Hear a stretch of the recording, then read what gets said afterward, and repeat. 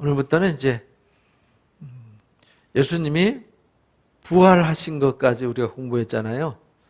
십자가 지시고 부활하셨어요. 기독교의 복음의 이제 핵심은 십자가와 부활이에요. 십자가와 부활이 없으면 기독교는 아무것도 아니에요. 십자가, 부활. 이것이 기독교의 모든 것이거든요. 구약 성경에서 가르치는 모든 것. 우리가 이제 성경을 공부하면서 디모데후서 3장 15절부터 17절까지의 말씀 우리 너무 잘 알잖아요. 거기에 보면은 성경은 이렇게 가르치잖아요. 성경은 이라고 말할 때 내가 어려서부터 성경을 배웠나니 성경은 이렇게 말하잖아요. 여기서 성경을 알았나니 성경은 할 때 이 성경은 어떤 성경일까요? 예수님이 마태복음에서 가르쳤고 또 특히 누가복음에서 부활하셔가지고 제자들한테 가르쳤잖아요. 모세의 가르침과 선지자들의 글과 시편에, 그 말은 모세의 글, 선지자들의 글, 시편이 뭐냐면 구약 성경을 말하는 거예요. 그것이 타나크라고 그래서 토라, 느비임, 케투임, 이것이 이제 세 개가 뭉쳐진 것이 타나크라고 그래서 약자 앞에 토라의 약자와 느비임의 약자 앞에, 그 다음에 케투임의 약자를 앞에다가 하나씩 붙여가지고 타나크 이렇게 된 거예요. 타나크가 히브리 성경을 말하는 겁니다. 히브리 성경은 구약 성경 39권을 말하는 거예요. 그러니까 여기서 말하는 내가 어려서부터 성경을 배웠나니, 이제 디모데가 어려서부터 배운 성경이 어떤 성경이냐면 구약 성경이에요. 그리고 구약 성경은 이제 여기는 성경은 이렇게 말했지만 그 당시 1세기 당시 교회가 세워져서 복음이 전할 때 신약 성경이 없었어요. 신약 성경은 이렇게 바울이 디모데한테 편지 쓴 게 성경이 된 거죠.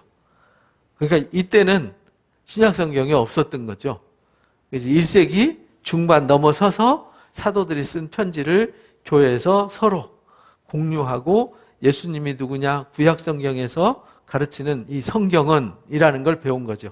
성경이란 무엇인지를 가르친 게 신약 성경이에요. 쉽게 말하면 구약이란 말은 옛 언약이고 신약이란 말은 새 언약이잖아요. 예레미야서 31장 말씀처럼 돌판에다 새겨준 법이 구약이에요. 근데 신약은 마음판에 새겨요. 우리 마음에 새겨주신 새로운 언약. 그 언약이 이제 신약인데 그 신약의 역사를 구약의 그림자인 언약의 말씀이 새 언약을 비추어 줬어요. 새 언약으로 이끌어 오셨어요. 그리고 실제 모습을 비추어 주셨어요. 그것을 실상이라고 그러죠. 구약에서 말한 실제의 모습이 예수 그리스도였어요. 이 부활과 십자가는 곧 누구를 가리키냐면 예수님이잖아요. 예수님. 그래서 이 성경은 능히 너로 하여금 그리스도 예수 안에 있는 믿음으로 말미암아 구원에 이르게 해요. 근데 디모데한테 성경을 가르칠 때 구약 성경을 가르치면서 그 당시엔 구약 성경밖에 없었으니까요. 구약 성경은 예수님을 가리키는 거야. 이렇게 가르쳤어요. 구약 성경은 예수님 얘기하는 거야. 예수님도 요한복음 5장에서 우리가 배웠잖아요. 너희가 성경에서 영생 얻는 줄 알고 성경을 상고하는데 성경은 나 얘기하는 거야, 나. 그러니까 우리가 구약 성경을 공부하고 구약 성경 읽으면서 누구를 발견해야 돼요? 예수님을 발견해야 돼요. 그래서 구약의 아브라함의 언약이 결국은 뭘로 완성이 되어지냐면 십자가와 부활로 완성이 되어지는 거예요. 그런데 아브라함의 언약을 구체화시키기 위해서 율법이라는 언약을 주셨어요. 아브라함한테 할례 언약을 주셨잖아요. 할례는 뭐냐면 너는 내 백성. 너는 내 백성이니까 내 앞에 행해서 완전해야 돼. 그러니까 행해서 완전하게 하는 방법을 가르쳐 준 게 율법이었어요. 근데 율법으로는 율법을 다 지키면 완전해져요. 근데 율법을 다 지킬 사람이 없어요. 그래서 안 되는구나. 근데 되는 방법을 가르쳐 주셨죠? 그게 뭐냐면 십자가 부활이에요. 이걸 뭐라고 그러냐면 복음 이렇게 말해요. 복음. 복음이 뭐냐면 예수님이고 십자가와 부활이에요. 기독교에서 그래서 십자가와 부활 빼면 예수님이 오실 필요가 없는 거죠. 그리고 기독교는 아무것도 아니에요. 타 종교에서 윤리적인 가르침과 기독교의 윤리적인 가르침은 비슷해요. 한 80%가 같아요. 왜냐하면 교훈적 가르침은 아니 착하게 살고 사랑하면서 살고 배려해주면서 살고 존중하면서 사는 건 어느 종교나 다 가르치는 거잖아요. 어느 종교가 경전을 썼는데 너희들은 나쁘게 살아라, 도둑질하면서 살아라, 남을 짓밟고 살아라 그렇게 가르치는 경전이 어디 있어요? 누가 그거 따르겠어요? 악마가 아닌 이상은. 뭐 석가모니도 좋은 얘기, 공자도 좋은 얘기하고 뭐 유명한 철인들도 소크라테스도 플라톤, 아리스토텔레스가 되었던 그 수많은 그 이후에 수많은 철인들이 등장해서 가르친 가르침은 다 좋은 얘기입니다. 인간 보고 나쁘게 되라는 얘기는 하나도 없습니다. 진리를 발견하라는 거죠. 근데 그 진리가 뭔지를 모르는 거죠. 그래서 지금도 진리가 뭔지 모르잖아요. 그래서 지금도 진리가 무엇인지를 탐구하고 있잖아요. 학자들이. 근데 예수님은 내가 진리야 이렇게 가르쳐줘요. 왜? 세상은 모든 건 다 변하잖아요.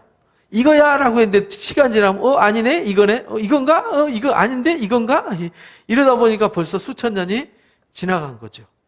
그래서 야 과학이 발달하면서 세상이 이제 르네상스 시대가 돌아가면서 새로운 과학 문명의 눈을 뜨기 시작한 거예요. 그래서 야 여기에 파라다이스가 있어, 여기 유토피아가 있는 거야 라고 쫓아왔는데 신기루였죠. 신기루가 야 저기 오아시스 있네 라고 갔는데 없어요. 또 저기 있나 하고 갔더니 없어요. 우리 이제 초등학교 때 배웠나요? 무지개라는 동화. 저기 무지개가 있어요. 그죠? 저 산에 부지런히 뛰어갔어요. 그랬더니 거기 무지개가 없어요. 저쪽 산 너머에 있어요. 또 막 뛰어가요. 아무리 뛰어가도 무지개는 거기에 없어요. 그 인간이 바라는 욕망의 신기루라는 거죠. 그래서 저기가 진리가 있을 거야. 쫓아갔어요. 없어요. 거기가 진리가 있나? 저쪽 갔더니 없어요. 저쪽 갔더니 없어요. 계속 사막의 신기루처럼 사람들이 구하고 찾았지만 못 찾았어요. 그래서 석가모니도 이게 진리일 거야 라고 했는데 왜 인간이 생로병사에 시달려야 되는가? 왜 인간이 고통받는가? 했더니 다 헛되더라는 거죠. 헛된 집착 때문에 인간이 고통을 받더라. 석가모니도 그걸 깨달은 거예요. 그래서 고집멸도라 그러잖아요. 사성제 팔정도를 가르쳤잖아요. 사성제가 이제 인간이 고통받는 이유가 집착 때문이더라. 그 집착을 멸해야 되는데 멸하는 방법은 도를 행하는 거더라. 8가지 정도를 행하는데 8가지 정도를 행할 사람이 아무도 없어요. 그래서 그걸 다 행하는 사람을 해탈했다 이렇게 말하는데 아직 해탈했다는 사람 본 적 있어요? 해탈하기 위해서 면벽하고 막 20년 30년 동굴 속에서 산 속에서 면벽하고 무상무념으로 빠져 들어가지만 여전히 들어가면 아무것도 없죠. 아무것도 없어요. 그래서 인간은 무상한 거구나. 의미 없는 거구나. 괜히 집착에 휩쓸려서 고통받는 거구나. 다 내려놔라. 비워라. 이게 이제 그 철학이잖아요. 그죠? 불교는 철학이에요. 종교가 아니고. 결국은 그렇게 깨닫고 정도를 행하라라고 가르쳤어요. 근데 성경에서도 정도를 행하라고 가르치잖아요. 근데 그럼 석가모니 가르침이나 예수님의 가르침이 다른 게 뭐예요? 이게 없는 거예요. 불교에는 이게 없는 거죠. 왜냐면 석가모니도 그 사람들 중에서 태어나서 그냥 깨닫고 이런 거야 라고 하고 갔으니까. 근데 예수님은 하나님의 아들이 죄가 없이 성령으로 잉태되어 오셔서 이 땅에 진리를 선포하시고 가르치시고, 근데 선포하고 가르치신 것이 이것이 그냥 선포하고 가르치신 것이 아니라 말씀을 뭐 하셨어요? 이루셨어요. 그러니까 미리 하나님께서 말씀으로 예정을 하신 거죠. 그래서 하나님은 성경에, 그래서 하나님을 다른 잡신들은 예정이 없잖아요. 그 이전에, 근데 성경은 만세 전부터 이렇게 말하잖아요. 만물이 있기 전, 창세 전부터 하나님이 예정하셨어요. 창세 전부터. 그래서 예수님은 언제부터 계셨어요? 만물이 있기 이전부터 있었어요. 만물이 있기 이전부터 말씀이 이 땅을 창조하셨고, 그래서 예수님은 말씀으로 창조된 창조물이 아니에요. 피조물이 아니에요. 창조 있기 이전에 있었으니까 예수님이 이 땅을 창조하셨어요. 하나님이 이 땅을 창조하셨는데 예수님도 그 창조의 세계에 함께 있었어요. 그래서 우리가 우리의 형상대로라고 창세기에 말한 거예요. 하나님이 내가 이렇게 말씀하셔야 되는데 1인칭이 돼야 되잖아요. 근데 복수잖아요. 우리가. 그래서 성부, 성자, 성령 이렇게 말하는 거예요. 삼위의 하나님이 만물을 창조하셨어요. 그래서 그 만물 밖에 계신 분이 만물 안에 오신 거예요. 와서 뭐 하셨냐? 말씀으로 하나님이 뭘 예정하셨는지 가르쳐 주세요. 이게 뭐냐? 예정에서 우리에게 가르쳐 주신 게 뭐냐면 성경이에요. 그래서 우리가 성경을 배우는 거죠. 성경을 통해서 하나님의 예정을 배우는 거죠. 그래서 예수님은 그냥 오고 싶어서 내가 한번 가볼까? 이래갖고 와서 내가 이거 한번 해볼까? 이래서 한 게 아니라 예수님은 지극히 작은 행동 하나하나까지 다 뭐라고 그랬냐면 선지자의 말을 이루려 합니다. 시편의 말씀을 이루려 합니다. 모세를 통해서 하신 말씀을 이루려 합니다. 그래서 모세오경과 선지자들의 글과 성문서의 말씀을 이루러 오셨다. 그래서 내가 십자가를 지시면서 마지막에 뭐라고 그러셨죠?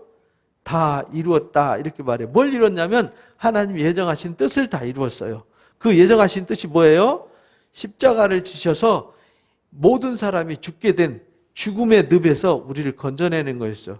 그 모델이 뭐냐면 출애굽이었어요.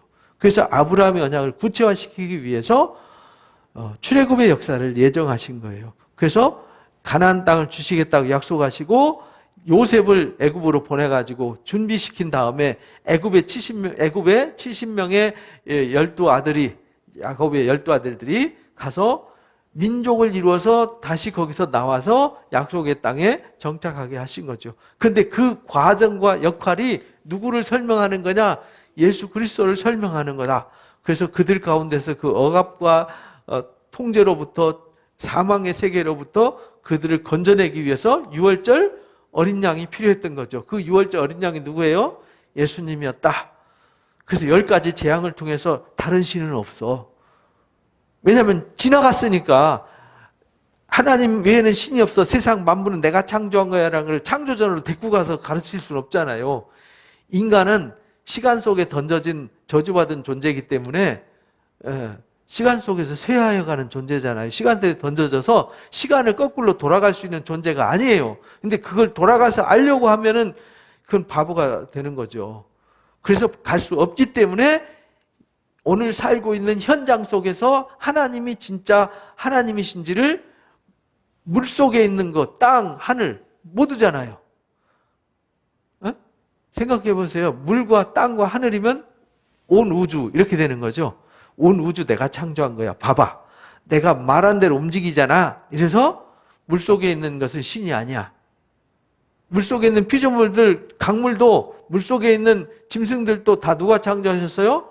하나님 창조하셔서 하나님 말씀하시면 피가 되고 말씀하시면 개구리가 나오고 말씀하시면 이가 깍다구죠. 쉽게 말하면 깨무는 이 같은 존재들이 움직여요. 말씀하시면 악질과 독점과 짐승들이 파리떼들이 움직여요. 그거 누가 만들었어요? 그 신이 아니라는 거예요. 하나님 말씀하시면 오고 말씀하시면은 가서 죽잖아요. 하늘에 우박이 떨어지는 것도 누구 말씀대로 돼요? 말씀대로 돼요. 메뚜기 떼가 오는 것도 하나님 말. 피조물이지만 피조물도 하나님 오라 하면 오고 가라 하면 가는 거죠. 태양도 흑암을 통해서 우주 햇빛을 주신 것도 태양 우주 전체를 만드신 분도 누구냐? 하나님이세요 라고 가르쳐줘. 세상의 권력을 가지고 바로가 앉아가지고 자기가 신이라고 떠드는데 그도 내가 만들었어. 그래서 그를 강팍하게 하고 그를 마음을 풀어서 가게 하신 이도 누구예요? 하나님이세요. 보여주셨잖아요. 그래서 홍해를 끌고 와가지고 그 홍해를 이 바다도 누가 만드셨어요? 하나님 만드셔서 갈르셔가지고 없는 길도 만드셔서 지나가게 하시고 애굽의 그 거대한 군사들 철병거들 수장시켜서 봐봐. 저들도 내가 만들었어. 그러니까 나 외에는 신이 없어. 그래서 10계명에 1계명이 나 외에는 신이 없는 거예요. 그러니까 물속에 있는 형상, 땅 위에 있는 형상, 하늘에 있는 형상, 아무것도 만들지 마. 인간의 모습 절대 만들면 안 돼. 숭배하면 안 돼. 하나님은 뭔만 하셨어요? 말씀만 하셨어요. 라는 사상을 그래서 성경에 기록이 된 거예요. 그래서 하나님을 우리가 배우되 뭘 배우느냐? 말씀을 통해서만 하나님을 알 수 있어요. 왜? 인간은 본능적으로 보고 듣고 배워서 만들어지는 존재예요. 그래서 우리가 학교에서 뭐 하죠? 교육을 하는 거예요. 가정에서 뭐 하죠? 교육을 하는 거예요. 그래서 가정교육과 학교교육을 잘 배운 사람이 바른 인간이 되는 거예요. 세상에서. 그러니까 인간은 참 인간이 만들어지려면 하나님의 교육을 받아야 되는 거죠. 그 하나님의 교육이 뭐예요? 말씀의 가르침이에요. 그래서 하나님은 말씀으로 일하세요. 근데 말씀을 일하는데 도덕과 윤리로 일하시는 것이 아니고 그거는 기초, 기본이고 하나님의 예정의 섭리를 가르치는 거예요. 영적 섭리를 가르치는 겁니다. 그러니까 이 영적 섭리는 사람의 눈에 보여요? 안 보여요? 안 보여요. 느껴지지도 않아요. 경험되어지지도 않아요. 그래서 믿음은 들음에서 생겨요. 뭐 함으로요?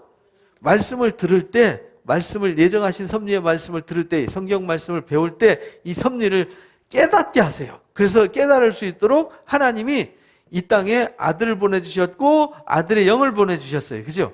예수님이 내가 가면 그를 보내주셨다 해서 진리의 영을 보내주셨어요. 그래서 이 영을 성령 이렇게 말해요. 그러니까 우리가 성령을 받지 않으면 진리를 알 수가 없어요. 그래서 진리가 없는 성령은 가짜예요. 말씀이 없는 성령 역사는 다 가짜예요. 그러니까 성령을 보내주셔서 성령이 하는 근본적인 일은 하나님의 섭리를 깨닫게 하는 거예요. 하나님의 말씀을 깨닫게 하는 거예요. 진리 가운데 인도해서 진리 위에 살게 하는 거예요. 그거 이상도 이하도 없어요. 무슨 신비주의? 그거 다 가짜예요. 무슨 신비한 현상, 뭐 신비한 체험하려고 하나님 성령 보내주시고 하는 게 아니에요. 뭘 깨닫게 하려고요? 말씀의 섭리를 온전히 알고 깨닫게 하는 거. 그래서 성경은 예수님 안에 있는 믿음이 있어요. 이 예수님 안에, 예수님은 곧 뭐죠? 말씀이세요. 그래서 말씀이 육신이 되어 우리 가운데 오셨어요. 이렇게 이제 알 수 있는 거예요. 그러니까 우리가 말씀을 통해서 예수님을 알 수 있고 예수님을 통해서 말씀을 알 수 있는 거예요. 근데 예수님과 그 말씀 속에 담겨진 가장 깊은 섭리가 십자가와 부활이라는 거예요. 이걸 다 설명하기 위해서 성경이 존재하는 거예요. 율법을 통해서 인간은 불완전한 존재야. 인간은 우상 숭배하면 안 돼.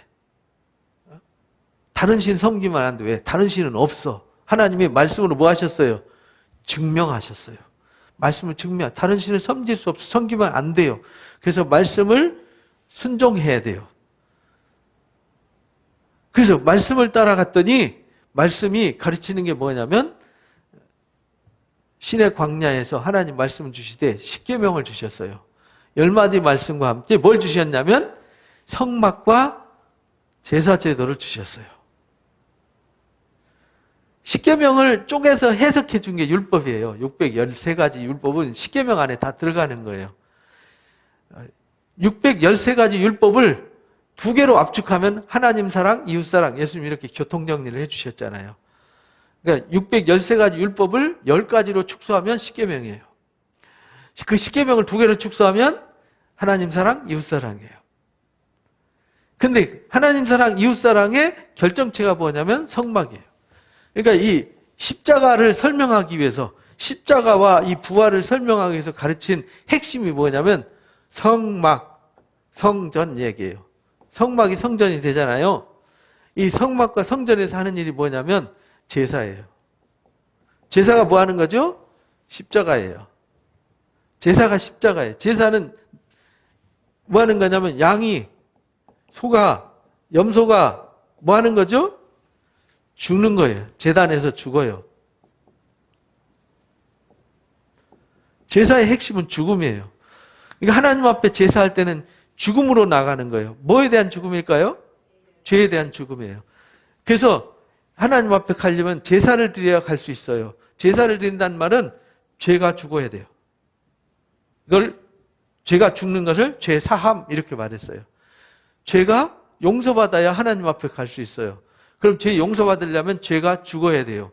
그러면은 내가 죽을 수 없으니까 내가 죽으면 내가 하나님 못 가잖아요. 그래서 나 대신 누가 죽어주는 거예요?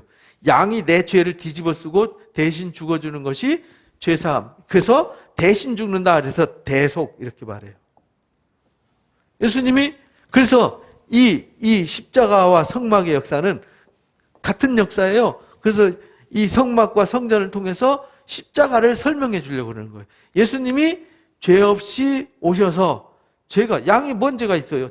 우리가 죄 지었는데 양이 뒤집어 쓰잖아요. 그것처럼 예수님 아무 죄가 없으세요. 근데 우리 죄를 대신 뒤집어 쓰시고 나를 위해서 대신 죽어주셨어요. 대속물로 오셨어요.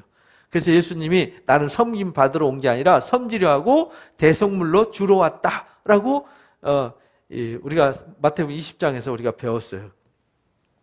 그래서 그 십자가를 설명하는 거죠. 그러니까 십계명과 성막과 율법 제도를 통해서 뭘 발견해야 돼요? 십자가. 근데 그 십자가가 이건 사형틀이잖아요. 그 사형틀에 대신 매달리신 누구를 발견해야 돼요? 예수님의 십자가의 섭리, 사랑, 이걸 배우는 거예요. 근데 예수님이 십자가 지시고 죽어서 없어지셨어요. 그러면요, 괜히 죽으신 거죠. 뭘로 죽어야 돼? 어차피 나도 죽는데. 그렇잖아요. 근데 죽으셨다가 뭐 하셨어요?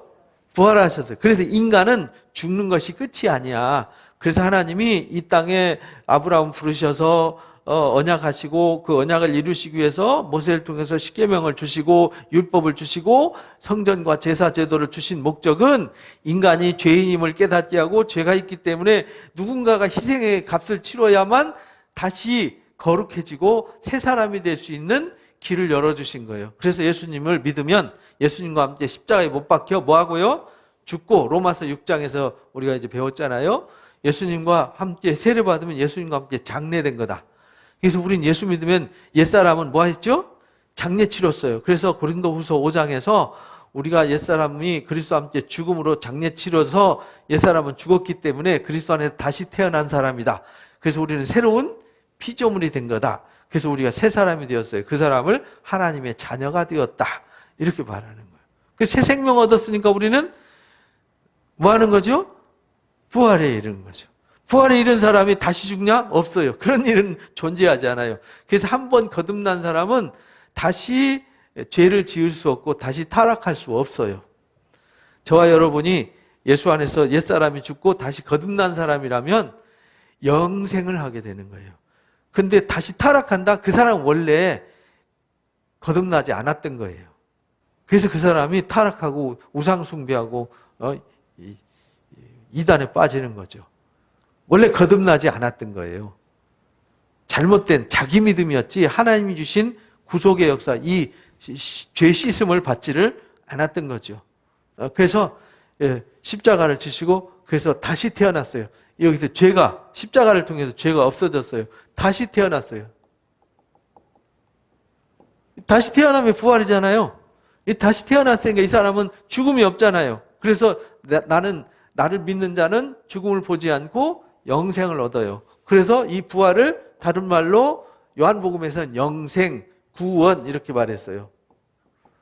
이거를 마태복음과 마가복음, 누가복음에서는 하나님의 나라,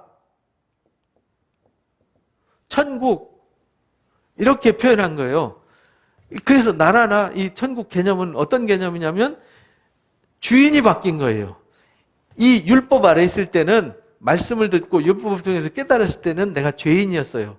죄인이었을 때는 내가 누구 종이에요? 죄의 종이에요. 죄의 종으로 사망에 이르렀잖아요. 그런데 죄의 값을 지불해서 사망이 없어져 버렸어요. 그러니까 예수 그리스도 안에 있는 영생을 얻게 된 거다. 로마서 6장에서 우리가 배운 거죠. 그러니까 우리가 이 복음의 말씀을 잘 들으면 우리가 이제 쉽게 복음을 이해할 수 있어요. 우리가 그의 죽으심과 합하여 세례를 받으면 그와 함께 장사되었다. 아버지 영광으로 말미암아 그리스도를 죽은 자 가운데 살리심과 같이 우리도 또한 새 생명을 얻게 하는 거다. 우리가 그의 죽으심과 같은 모양으로 연합한 자가 되었으면 부활과 같은 모양으로 연합해서 예수님처럼 되는 거다. 그래서 우리가 예수님과 함께 십자가에 못 박혀야 된다. 그래서 나를 따르려면 자기를 부인하고 자기를 십자가에 못 박아야 나를 따를 수 있다. 그래서 예수 믿는다는 말은 자기가 죽는 거예요. 그래서 우리 날마다 뭐 해야 돼요? 죽어야 돼요. 그래서 사도 바울이 고린도전서 15장에 나는 날마다 죽노라. 왜? 부활에 이르려고. 그래서 우리가 옛사람이 예수와 함께 십자가에 못 박힌 이유는 여기 못 박혔잖아요. 우리 못 박혔으니까 뭐 했죠? 죽었어요. 못 박힌 이유는 죄의 몸이 죽어 다시 죄에게 뭐 하지 않으려고요? 종노릇 하지 않으려고. 죽은 자가 죄에서 벗어나 의롭다 하심을 얻어서 우리는 의인이 된 거예요. 그래서 하나님의 나라는 누가 가는 거죠?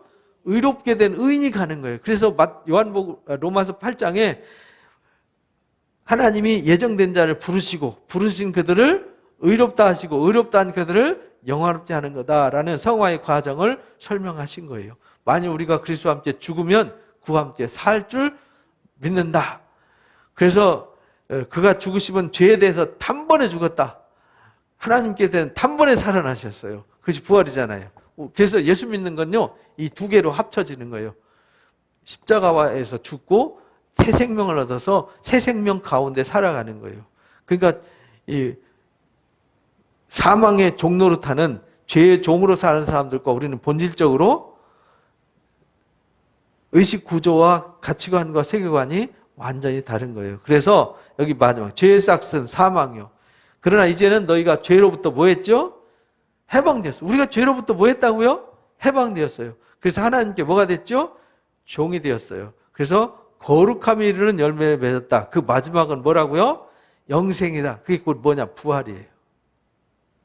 죄의 삭은 사망이지만 하나님의 은사는 그리스도 예수 우리 주 안에 있는 영생이니라 라고 가르쳐 주신 거예요. 그러니까 우리가 이게 전부라니까. 그래서 우리가 복음서에서 이걸 배운 거예요. 다 이루었다. 근데 다 이룬 이 복음이 이제 복음이 되어야 되잖아요. 복음이 되어서 많은 사람들에게 전파되어져서 이거를 알게 하고 얻게 해야 되잖아요. 그래서 사도행전이 있는 거예요. 그러니까 복음서가 예수님 오셔서 십자가 지시고 부활하신 사건은 말씀에 만세 전부터 예정하신 뜻대로 오신 거예요. 인간이 타락한 이후에 모든 사람을 살리는 방법은 예수님 오셔서 십자가 지시고 부활하시는 길밖에는 없어요. 다른 길은 없어요. 유일해요. 그래서 내가 곧 길이고 진리고 생명이에요. 아버지께 갈 자는 나 외에는 아무도 없어요. 이걸 가르치기 위해서 사도행전을 가르쳐 주신 거예요. 그래서 누가복음 24장이나 마태복음에 또는 누가복음에 또는 마가복음의 끝장에 주님이 가시면서 부탁하신 말씀 가르쳐 지키게 하라. 모든 족속을 제자로 삼고 그 사람들의 죄를 해결해 줘라. 그 뭐냐 무슨 뜻이냐면 십자가 부활의 복음을 전파해서 그들로 구원받게 하라. 그런데 그 일이 사람의 힘으로 지혜로 안 되기 때문에 하나님께서 능력을 보내주신다. 그 능력이 뭐냐? 성령의 능력. 그래서 능력이 임할 때까지 기다려라 해서 능력이 임한 이후에 세상에 하나님의 역사가 펼쳐지는 역사. 그래서 그를 사도들을 통해서 일하셨다. 그래서 사도행전이 되는 거예요. 누가복음과 사도행전은 누가복음은 전편이고 사도행전은 후편이에요. 그런데 전편과 후편에 그 가운데 서 있는 게 뭐죠? 십자가와 부활이에요. 예수님의 오심과 십자가 부활. 그러니까 십자가 부활 이전과 이후로 나눠지는 거죠. 그 말은 십자가 부활 이전, 예수님이 오시고 십자가 부활 이전을 구약의 역사라 그러고요. 예수님이 오심과 십자가 부활 이후의 역사를 신약 이렇게 말하는 거예요. 왜? 십자가에서 완성하셨으니까. 십자가 완성하기 전까지는 아직 불완전해요. 그렇죠? 왜? 죄가 해결 안 됐으니까. 그러나 십자가에서 죽으심으로 모든 걸 끝냈어요. 그래서 로마서에 보면 이렇게 말씀하세요. 로마서 10장에 보면 4절에 그리스도는 모든 믿는 자에게 의를 주기 위해서 율법에 뭐가 됐어요? 마침이 되었다. 이렇게 말씀하세요. 율법이 마침이 되었다는 말은 율법을 끝내셨다. 그러니까 예수님을 만나야만 율법이 끝나는 거예요. 아직 예수님 못 만난 사람들은 율법을 통과해야 돼요. 그 말은 무슨 말이냐면 내가 죄인이라는 사실, 내가 예수님을 만나야 된다는 사실을 알게 하는 게 뭐죠? 율법이에요. 그러니까 도예초보는 없어지면 안 되는 거예요. 예수님을 만나고 진리를 깨달은 사람은 초보가 필요 없죠. 그러나 예수님 못 만난 사람들은 초보가 필요해요. 왜? 왜 예수를 믿어야 되지? 내가 왜 죄인이지? 예수 믿으면 어떻게 되는 거지? 예수님이 왜 오신 거야? 무슨 일을 하신 거야? 이걸 알게 하는 게 도의 초보예요. 근데 예수님을 만났어요.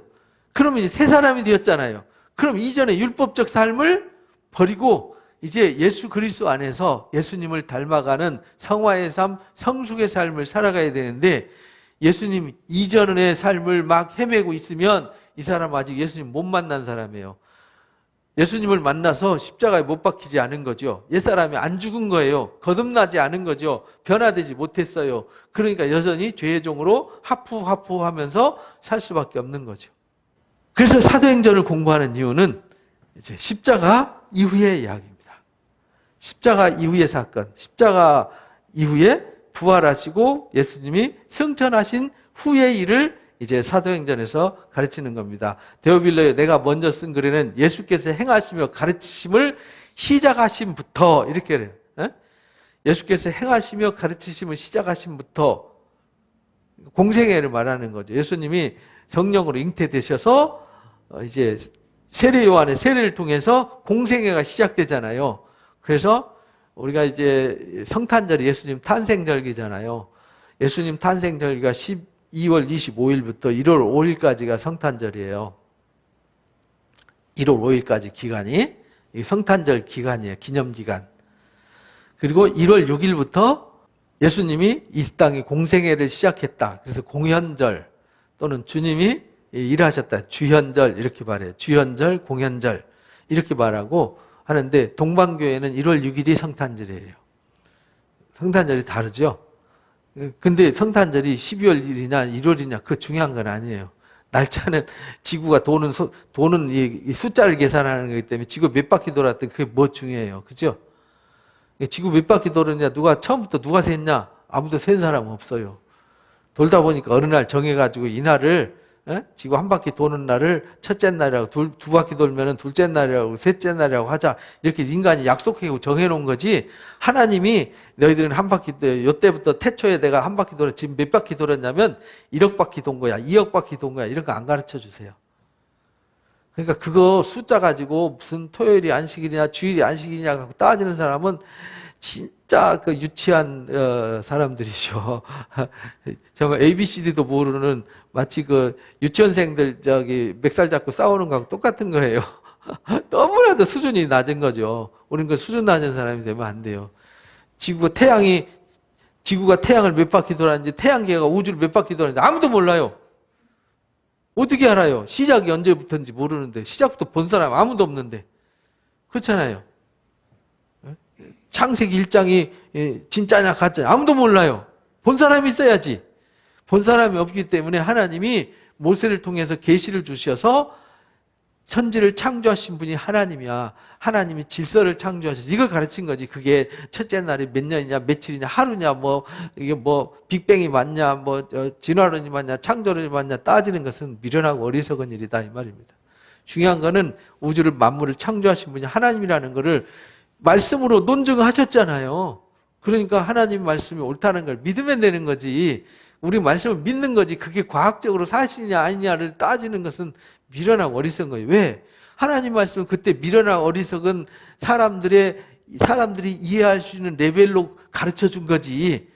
만약에 21세기 하나님이 복음을 시작하셨다 그러면 요즘 과학 이론으로 설명하겠죠. 우주 상대성 원리와 만유인력의 법칙이나 무슨 이런 과학적 법칙을 설명해서 어떻게 만드는지 설명할 텐데 그때는 글도 없었고요. 그때 이런 과학이니 문명이 그런 게 없었어요.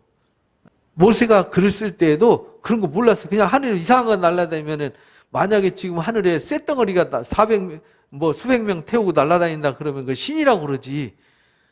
그렇잖아요. 지금 비행기를 모세 때 끌고 가서 하늘을 왕 하고 날아가면 신이 날아갔다 그러지. 그 비행기가 날아갔다고 하겠어요?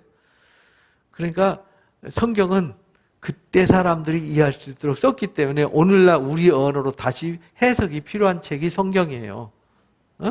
그러니까 우리가 그걸 이해를 해야 되는 거죠. 그래서 예수님이 행하심부터 가르침 시작하신 때, 이때 이제 예수님이 30세가 되셔서 공생에 시작하신 때부터 기록되었기 때문에 그 이전에 청년 시절의 이야기는 하나도 기록이 없잖아요. 12살 때 어린 시절 태어났을 때는 예수님 의지가 없었잖아요. 어른들에 의해서 이리저리 가서 양육받았고 자랐고 그래서 청소년기 때 성인식 하기 전에 예루살렘 방문하셔서 랍비와 대화했던 거 한 번 딱 나오고 그걸로 끝이잖아요. 누가복음에. 마테마가 요한에는 아예 그것도 안 나와요. 그죠? 그리고는 느닷없이 세례 받으시고 등장하셔서, 왜? 예수님은 세례 받으셔서 공적인, 쉽게 말하면 말씀을 이루시기 위해서 공적인 일을 시작하시기 이전 일은 별 의미가 없는 거예요. 그거 기록할 필요도 없는 거죠. 그러나 예수님이 어떻게 오셨는지는 중요한 거죠. 그래서 성령으로 잉태되어서 태어나셔서, 그것이 없으면은 예수님이 죄의 몸을, 죄의 혈통을 태어나셨으면은 죄 아래에 있는 거잖아요. 죄가 없이 오셔야 되기 때문에 동정녀 마리아의 태를 빌려서 사람의 죄의 혈통이 아닌 성결의 영으로 이 땅에 오신 거예요. 죄가 없으신 몸으로.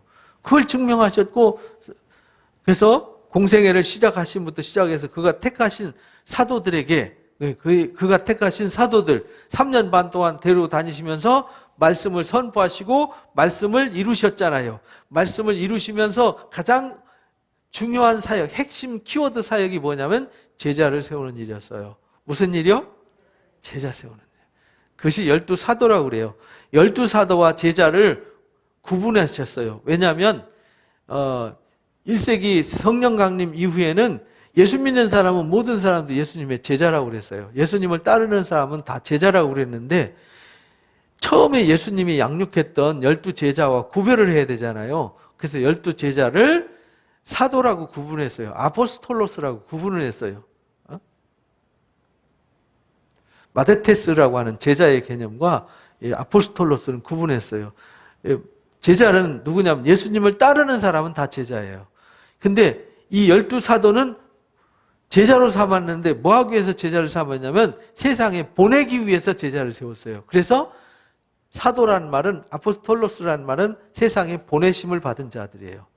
보내신 자, 이 땅에 보내신 자가 누구냐면 사도예요. 그래서 보내시기 위해서 택하신 자들, 이런 말이에요. 택하신 사도, 이 말은 세상에 파송하기 위해서. 뭐 하러 파송하겠어요? 보았고 들었고 만졌고 확실하게 경험했기 때문에, 예수님한테 직접 다니면서 3년 반 동안 가르침 받았잖아요. 눈으로 보았고 들었고 만졌잖아요. 그래서 요한 1서 1장에 보면 사도 요한이 그렇게 가르쳤어요. 태초부터 있는 생명의 말씀에 관하여는, 이 태초부터 있는 생명의 말씀이 누구냐면 예수님이잖아요. 요한복음 1장에 이 말씀이 하나님과 함께 계셨는데 이 말씀이 곧 하나님이다 그랬잖아요. 이 태초에 있는 생명의 말씀에 관하여는 우리가 뭐 했어요? 들었어요. 눈으로 뭐 했어요? 봤어요. 그리고 자세히 우리 손으로 뭐 했어요? 만져봤어요. 이 예수님이 태초부터 있는 말씀이셨단 말이죠. 들었고 보았고 만져봤어요. 이 생명이 나타났다. 이 영원한 생명을 우리가 보았다. 증언했다. 예수님은 곧 뭐냐면 영원한 생명이에요. 근데 십자가 지시기 전이 아니라 십자가 후에는 그가 영원한 생명이 있어요. 부활하셨으니까 다시 죽음이 없어요. 그래서 영원한 대제사장이 되신 거잖아요. 그래서 예수 믿으면, 예수님이 죄를 용서하면 대제사장이 살아있을 동안에는 거룩해지니까, 예수님을 안 죽으시니까 우리가 영원히 제사함을 받는 거죠. 그래서 너희에게 전하노니 이는 아버지와 함께 계시다가 우리에게 뭐 했어요? 나타나요. 아버지께 계시다, 영원 속에 있다가 말씀대로 이 땅에 육신을 입고 오셨어요. 우리가 보고 들은 바 너에게 전함은 너희로 우리와 뭐 하게 하려고요? 사귐이 있게 하려고 그런 거다라고 요한일서에서 가르쳐 주셨어요. 우리의 사귐은 아버지와 그 아들 예수와 더불어 뭐 한다고요? 누리기 위한 것이다. 곧 하나님의 이 복음, 이 십자가 부활을 통해서 죄사함으로, 죄사함은 뭘 말하냐면 죄의 억압으로부터 벗어났으니까 뭐가 주어지죠? 자유. 죄로부터 자유. 사망으로부터 자유. 그러니까 죄와 사망으로부터 자유한 생명을 영생, 이렇게 영원한 생명, 영원한 새 생명, 이렇게 말하는 거예요. 근데 영생교가 이상하게 영생을 갖다 써가지고 이번에 또 부천에서 영생교에서 또 사고를 쳤더만요. 승리재단에서 코로나 사고 쳤어요. 이게 신천지에서 신천지를 갖다 쓰고 영생교에서 영생을 갖다 쓰는 바람에 영생, 신천지 그러면은 왠지 모르게 이상한 것 같이 느껴지게 만들었잖아요. 이 적그리스도들이, 이단들이. 영생이란 말은 영원한 생명, 영원한 삶의 약자잖아요. 그래서 더불어 누림이다 라고 가르쳐 주셨어요. 그래서 우리가 십자가 부활에 이르게 된 것이죠. 그래서 사도행전 1장에 이 서론을 읽을 때 이 오묘한 것이 가르쳐 주는 거예요. 택하신 사도들에게 뭘 명하셨어요? 성령으로 명하시고 승천하신 날까지의 일을 경하여. 그래서 성령으로 명하시고 너희가 성령 받으라 후 하고 그들에게 영을 부어주시고 너희가 몇 날 못 되어서 능력이 임할 테니까 기다려라. 그래서 그때까지 승천하신 날까지의 일을 기록했어요. 승천하시고 나서 40일 예수님이 부활하시고 나서 40일 동안 같이 있었잖아요. 그리고 나서 오순절이니까 10일 후이죠. 그래서 10일 동안 이들이 기도하면서 준비하고 있었어요. 그때 능력이 임하게 된 거죠. 그가 고난 받으신 후에, 십자가 지신 후에죠. 그들에게 확실한 많은 증거로 친히 살아계심을 뭐 했어요? 나타내셨어요. 그래서 복음서를 통해서 예수님이 부활이 진짜라는 것을 확실하게 논증을 했죠. 그래서 고린도전서 15장에서 12사도와 또 그 예수님의 동생 야고보, 그 다음에 만삭되어 나지 못한 그러니까 10개월 채우지 못해서 태어난 나 바울, 그리고 갈릴리오 500여 형제가 다 보았다. 이미 먼저 주님 곁으로 가신 분도 있지만 대부분이 살아있다. 그러니까 부활은 거짓말이 아니라 산 증거다. 이렇게 말해요. 고린도 전서가 쓰여질 때가 50년대 초반이니까 예수님이 부활하시고 나서 거의 20년 넘도록 많은 증인들이 살아있었어요. 그리고 40일 동안 그에게 보이셨더라 라고 여기 40일을 복음서에는 안 나오잖아요, 이게. 그래서 여기에 40일 동안 보이셨다. 그리고 하나님의 나라의 일을 뭐 하셨죠? 말씀하셨다. 하나님의 나라의 일이 뭐냐면 이 부활의 삶에 대해서. 우리가 예수 믿었으면 이제 무슨 삶을 살아야 되죠? 하나님의 나라의 삶을, 부활의 삶을 살아야 돼요. 이 달걀 속에 있던 병아리가 아니라 달걀 밖으로 나온 병아리가 돼야 된다 이 말이죠. 우물 안에 있는 개구리처럼 달걀 속에 갇혀진 깝깝한 삶을 살지 말고 이제 우리가 세상을 열고 나왔으니까 영원한 하나님의 나라를 지금부터 뭐 해야 돼요? 누려야 되는 거죠. 그러니까 우리가 이 복음을 누려야 되는데 예수 믿는 게 맨날 꼬질꼬질하고 맨날 뭐 고난당하고 슬퍼하고 힘들고 막 이런 것만 가르쳐요. 그거는요, 우리가 나 자신의 십자가에 못 박기 위한 과정이죠. 그리고 핍박이나 환난을 이겨나가기 위한 과정이죠. 근데 내가 이겨서 승리를 선포했으면은 내가 이제 자유를 누리면 되는 거죠. 아무도 나를 억압하지 않아요. 그래서 로마서 8장에서 뭐라고 가르치냐면 우리가 이제 말씀을 잘 배우고 잘 들고 깨달으면요, 누가 우리를 정죄하겠냐? 다시 살리신 이는 예수 그리스도인데 우리를 다시 살리신 분이 누구죠? 예수님이에요. 누가 우리를 고발하겠냐? 의롭다 하신 분이 하나님인데, 그죠? 그는 하나님 우편에 계신 분이고 우리를 위하여 간구하시는 분이다. 누가 우리를 그리스도의 사랑에서 끊겠냐? 환난? No. 권고? No. 박해? No. 기근? No. 적신? No. 칼? 위험? 아니야. 우리가 종일 주를 위해서 죽임을 당하게 되면 도살할 양같이 여김을 받았다 함과 같다. 이건 선지자들이 글처럼 그런 것 같지만 우리 그 위기 속에서도 우리 하나님 사랑을 끊을 것이 세상에는 존재하지 아예 않는다. 그러나 이 모든 일에 우리를 사랑하시는 이로 말미암아 우리가 어떻게 이겨요? 넉넉히 이기게 돼 있어요. 간신히 이기는 게 아니라 어떻게 이기죠? 제가 이제 축구를 보면은 생각해 보세요. 프리미어 리그에서 막 1, 2위 하는 팀과 여기 고등학교 팀하고 축구하면 어떻게 되겠어요? 그냥 뒷짐지고 해도 넉넉히 이기죠. 그죠? 뒷짐지고 해도 넉넉히 이기죠. 질 수 있는 가능성은 제로죠, 제로. 불가능하죠. 어떻게 져요? 안 되죠. 넉넉히 이기는 거죠. 그러니까 볼 때 편안하게 보는 거죠. 어차피 이길 거니까. 어차피 이긴 게임이니까. 넉넉히 이기는 거예요. 그러니까 사탄의 말에 속으면 안 돼요. 우리는 절대로 십자가에 못 박혀서 죽었고 새 사람이 되었어요. 누구로 말미암아? 예수 그리스도로 말미암아. 그래서 우리는 예수님이 5장 8절에 보면 이렇게 말해요. 7절부터일까요? 의인을 위하여 죽는 자가 쉽지 않고 선인을 위하여 용감히 죽는 자가 혹 있는데 우리가 뭐 했을 때? 죄인 되었을 때 예수님께서 우리를 위해서 뭐 하셨어요? 죽으심으로 우리에 대한 자기의 사랑을 확증하셨어요. 이 사실을 알잖아요. 그리고 그 사랑을 믿고 육장대로 예수님과 함께 십자가에서 죽었다는 사실을 내가 확실히 알아요. 그리고 예수님과 함께 다시 살아났어요. 여기에 대해서는 변함이 없는데 누가 뭐라고 하겠냐 이 말입니다.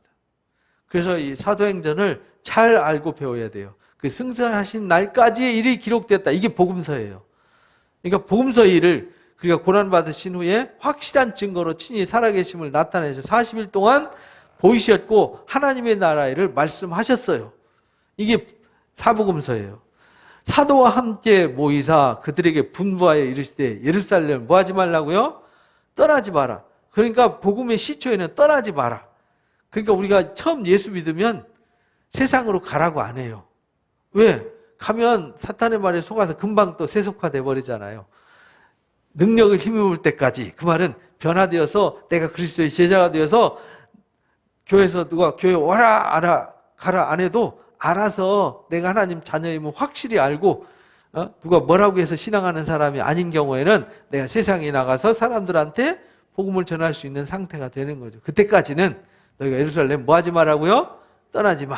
그래서 우리가 새가족 들어오면 떠나지 마라고 여기 꼭 머물러야 된다고 가르치는데 아니 그 40년 50년 신앙한 사람 많잖아요. 여기 떠나면 안 돼 이러면 그 유치원생들 같잖아요. 그러니까 아직도 성도들이 유치원생 같이 신앙하잖아요.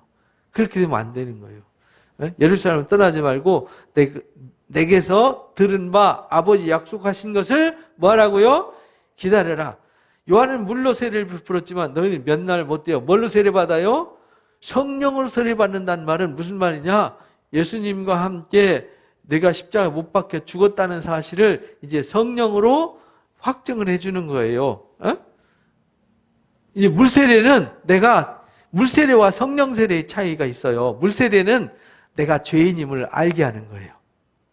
그렇잖아요. 내가 하나님께 내가 죄인이구나. 그러니까 죄 씻으러 가야지 라고 가는 건 내 의지잖아요. 그죠?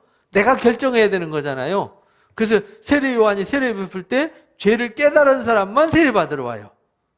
아무나 세례 받으러 오지 않잖아요. 그래서 세례 받는 사람들은 어떤 사람이 세례 받냐면 내가 예수님을 몰랐어요. 하나님 몰랐어요. 그런데 성경을 배우고 예수님을 알고 나니까 내가 죄인이었네. 제가 예수 믿고 죄사함을 받고 제가 하나님 자녀가 되기를 원합니다. 라고 자원해서 가는 게 물세례예요. 그러면 물세례 받을 때 하나님이 그래 내가 내 죄를 사하노라 라고 확증을 해주세요.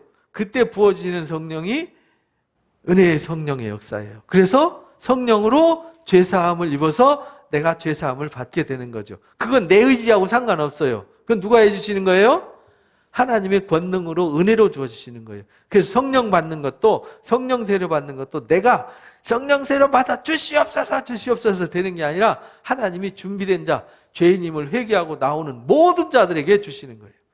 그래서 너희가 성령으로 세례를 받을 거다. 그래서 성령을 세례 받는다는 말은 씻고 새롭게 된다 이 말이에요. 너희가 그동안 약했고 죄의 종노릇 했던 너희들이 죄인이었었잖아. 그래서 너희가 죄사함 받기를 원하고 왔잖아. 이제 너희 죄가 완전히 없어지고 이제 성령의 새 사람이 되어서 이제는 너희가 죄와 사망과 상관없는 자유자임을 선포하고 내가 세상 땅끝까지 나가서 당당하게 일할 수 있는 능력이 너희한테 임할 거야 이 말이에요. 그래서 그들이 모였을 때에 예수께서 여쭤 이르되 주께서 이스라엘 나라 회복하심이 이때입니까? 그러니까 이스라엘 나라 회복한다는 말은 구약 성경에 메시아의 나라, 새하늘과 새 땅 이렇게 완성되는 겁니까? 이렇게 이제 물어요. 그러니까 때와 시기는 아무도 몰라. 아버지께서 자기의 권한에 두셨으니까 너희가 알 바가 아니야. 이거 잘 기억하셔야 돼요. 그러니까 종말론에 속으면 안 돼요. 시한부 종말론에 속지 말고요. 그 나라, 주님이 다시 오심과 그 나라 완성시키는 건 권한이 누구한테 있어요? 하나님께 있어요. 그래서 예수님 그랬잖아요. 나도 몰라. 그건 아버지만 아셔. 천사들도 몰라. 나도 몰라. 아버지의 권한에 두셨어요. 그러니까 그거 알려고 하지 마. 중요한 건 1장 8절이 중요한 거야. 읽어봅니다. 오직 성령이 너에게 임하시면 너희가 권능을 받고 예루살렘과 온 유대와 사마리아 땅끝까지 이르러 내 증인이 되리라 하셨느니라. 이게 사도행전의 주제예요. 그래서 사도행전의 모든 구조는 능력이 임하는 것으로부터 시작해서 예루살렘의 복음이 전파되는 역사가 기록돼요. 그 다음에 온 유대와 사마리아 지방의 복음이 전파되는 게 기록돼요. 그 다음에 땅끝까지 복음 선교하는 역사가 어떻게 펼쳐지는지를 가르쳐요. 그래서 사도행전 구조는 아주 간단하게 되어 있어요. 예수님이 승천하신 승천과 제자 공동체가 어떻게 형성되는지, 성령 능력이 어떻게 임하는지, 그 다음에 처음 교회가 어떻게 만들어지는지, 예루살렘에 어떻게 복음이 전해지고, 그 다음에 온 유대와 사마리아에 어떻게 복음이 전해지고, 땅끝까지 어떻게 복음이 전해지는지, 이것이 기록됐어요. 그래서 사도행전 1장 8절 9조에 사도행전이 다 들어있어요. 1절부터 8절까지 잘 하셔야 돼요. 이거 모르면 사도행전 읽어봤자 무슨 말인지 몰라요. 이 구조 속에서 그대로 말씀대로 예정하신 섭리대로 이루어지는 것이다 라는 것을 잊지 마시고요. 이제 다음 주부터 사도행전 본격적으로 공부하도록 하겠습니다.